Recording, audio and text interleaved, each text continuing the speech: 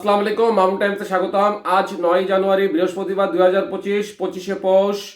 আমি মাউন্ট চৌধুরী পত্রিকার প্রধান শিরোনাম নিয়ে আছি আপনাদের সাথে। সর্বপ্রথম ইত্তেফাকের মেইন হেডিং, জাতীয় স্থানীয় নির্বাচনের প্রস্তুতি নিচ্ছে সরকার, প্রধান উপদেষ্টা। এরপর প্রথম আলোর হেডিং, সাভারে অ্যাম্বুলেন্সের পেছন থেকে দুটি বাসের ধাক্কা, নিহত 4। এরপর যুগান্তর হেডিং, চ্যাম্পিয়ন্স ট্রফির আগে আবার ফেল সাকিব। এরপর জনকণ্ঠ মেইন হেডিং, ওয়াসার সাবেক এমডি তাসকিন খান সহ 10 জনের বিরুদ্ধে দুদকের মামলা। এরপর ইনকলাবের হেডিং, লন্ডনে চিকিৎসা শুরু খালেদা জিয়ার, যা জানা গেল চিকিৎসা সম্পর্কে। নেক্সট আমাদের সময় মেইন হেডিং, বিশ্বের শক্তিশালী পাসপোর্টের সূচকে উত্তর কোরিয়ার পর বাংলাদেশ। এরপর আছে জায়জাইদিনের হেডিং, সংঘর্ষের পর দুটি বাস ও অ্যাম্বুলেন্সে আগুন, নিহত 4।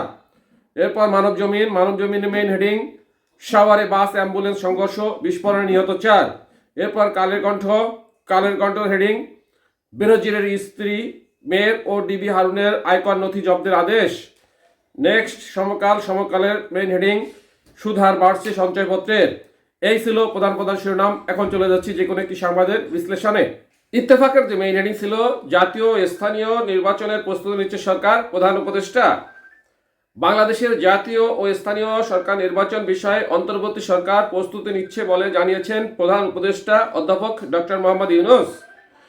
বুধবার 8 জানুয়ারি ইইউ ইনভেস্টমেন্ট ভাইস ব্যাংকের প্রেসিডেন্ট নিকোলা বিয়ার প্রধান উপদেষ্টার সঙ্গে সৌজন্য সাক্ষাতে এলে তিনি এ তথ্য জানান।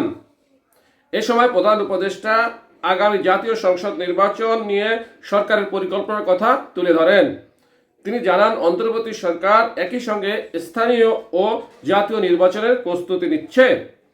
বাংলাদেশের অন্তর্বর্তী সরকারের সংস্কারমূলক কাজের সহায়তার আশ্বাস দেন ইইউ ইনভেস্টমেন্ট ব্যাংকের ভাইস প্রেসিডেন্ট নিকোলা বিয়ার। রাষ্ট্রীয় অতিথি ভবন যমুনায় প্রধান উপদেষ্টা অধ্যাপক মোহাম্মদ ইউনূসের সঙ্গে সাক্ষাৎকালে তিনি প্রধান উপদেষ্টাকে আশ্বস্ত করে বলেন, ইইউ ইনভেস্টমেন্ট ব্যাংক সরকার নেওয়া সংস্কারমূলক উদ্যোগকে সমর্থন করে। এ সময় ডক্টর মোহাম্মদ ইউনূস দুর্নীতি মোকাবিলা, সুন্দরবনের আশেপাশের অঞ্চল ও নদী ব্যবস্থাপনার জন্য ইইউ ইনভেস্টমেন্ট ব্যাংকের সহযোগিতা কামনা করেন। এই ছিল ইইউ এবং প্রধান উপদেষ্টার নেওয়া আলোচনার অংশবিশেষ। সাথে থাকার জন্য ধন্যবাদ। আসসালামু আলাইকুম।